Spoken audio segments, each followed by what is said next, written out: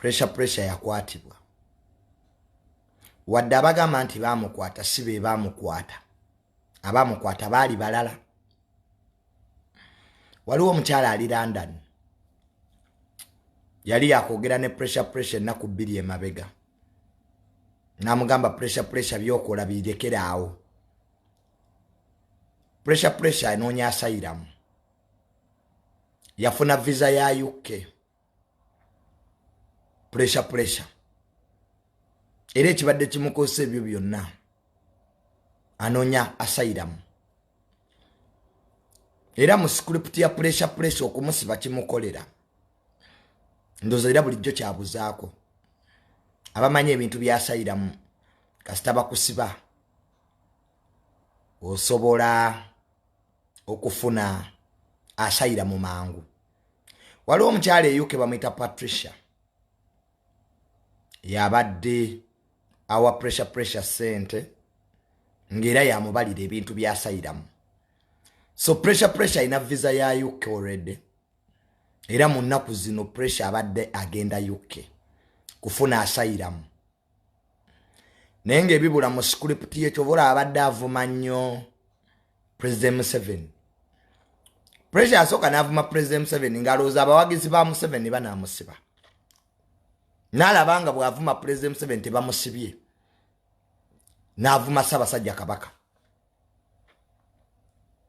Kati yawo pressure ekyo musiba kimukolera kuba anoonya asylum. Era abadde agenda kutuukira wa mukyala bamuyita Patricia abeera UK awo. Nenga pressure si mulalu taina mizimu akayaga ko mwekali njaga yabadde agikozesa naye nga pressure yafuna visa ya UK ayagala asylum. Ebisiyaga ennaku zino tebikyalimu nnyo asylum. Abazungu bategeera abaddugavu mu balimba kaina kuzaba tebakyakozesa bisiyaga kufuna asylum bakosa political asylum nga pressure kyabadde ayagala. Pressure tuva abadde awaana nnyo Bobi Wine ng'avuma President Museveni bw'avuma Kabaka bwa ekigendererwa.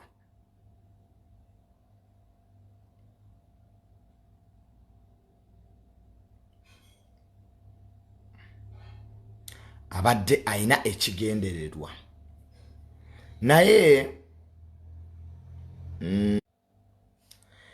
sorry about that. Naye byonna nga bigenda mu maaso nga pressure bamukutte ekyokuvoola abantu kyo kikyamu era tukivumirira. Ekitu pressure kyeyakola kikyamu era teri akiwagira. Ne bwe yandibadde teyawemula Kabaka ne bwe yandibadde yawemula omuntu yenna, it's bad. It's